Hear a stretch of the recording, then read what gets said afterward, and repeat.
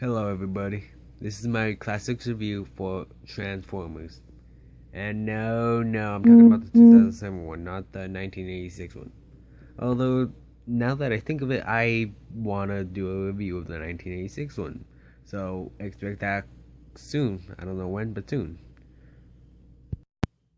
The Transformers series has been hated by non-fans and some fans. I believe most fans are like, yeah, okay with it. But of the four Transformers movies, this is the most loved of them. Because most reviewers don't really care for the Transformers. They all say that they're not good. Michael Bay messed them up, and overall they don't like. But they tend to like the first one better, which makes sense. It's also my favorite of the Transformers movies. I feel like it has the better story. Uh, with the Autobots arriving for the first time and then meeting the humans, I really like that part of the story.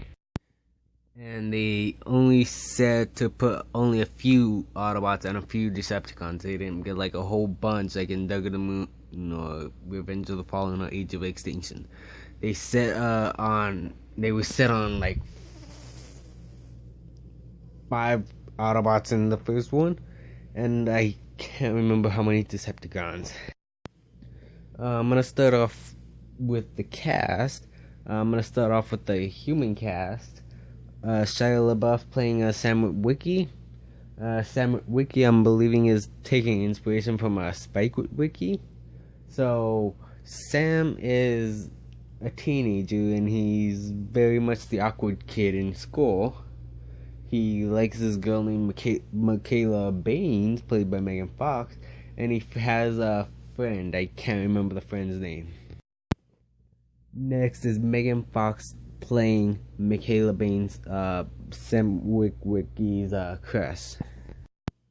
She's very much the average female leader. She has a bit of a more tomboyish. I don't know. They try to sell tomboy with her fixing cars, but just with Megan Fox, it just doesn't work. Next is Josh Duhamel playing Lennox. He's very much the lead for the secondary part of the story. Not the second part of the story, but the secondary story, which involves Blackout and Scorponok. Next, I'm gonna start with the Autobots, and I think it's only fair to start with the leader, Optimus Prime. He is, of course, voiced by the legendary Peter Cullen. Peter Cullen also voiced Optimus Prime in the original G1 Transformers series. The character of Optimus Prime basically stays the same in this movie as he was in G1, except he is a bit darker. Like, he's more grittier. Like, he's not as lighthearted as he was in the G1 series. But even with him not being as lighthearted, he still truly is a leader. Next is Bumblebee. Bumblebee is very much the one aimed towards the kids. He is the one he's Sam's guardian. He is the one that don't talk. And that was the big mistake they made with Bumblebee in this new series, is not making him talk, which it did affect Transformers Prime. What I mean by that is, because they didn't make him talk in the movies, they didn't make him talk in the Transformers Prime cartoon.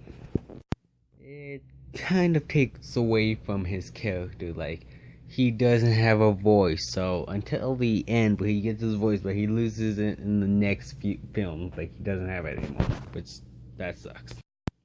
Then there's Ironhide. He's very much the rough, tough, fighting machine with a lot of guns.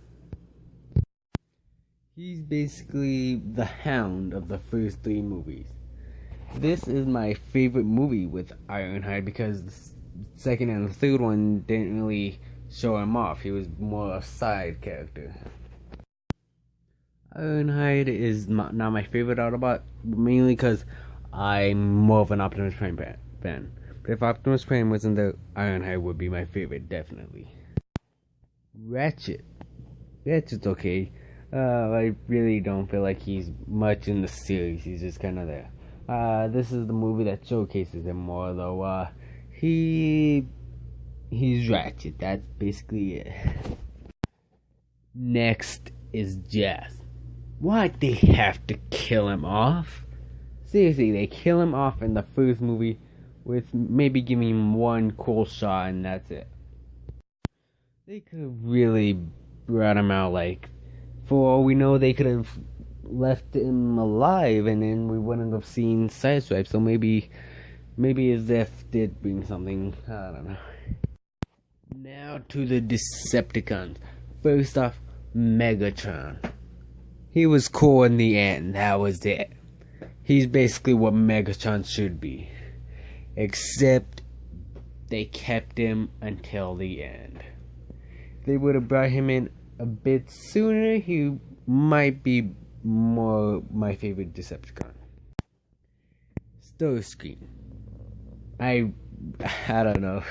He was good in this film. I just felt like he didn't really have much to do in this film. Like, yeah, it was there, but I was like, yeah, it's Starscream. They're not really doing anything with him except maybe that and this and that. Next is Barricade. Barricade was cool, except they only had him for like one fight with Bumblebee. They had him appear in the end, but he disappeared. Blackout was another character I felt like we could have seen more of, but we didn't. Same with Brawl. Now to the story. The story is basically simple. Sam Witwicky, he wants a car to impress Mikaela. He ends up buying this old Camaro, which turns out to be Bumblebee. And while this is all happening, there's something happening in Qatar with Blackout, Scorponok attacking a base. So Sam finds out that his car is Bumblebee. And that's when he fights Barricade, and there's that fight.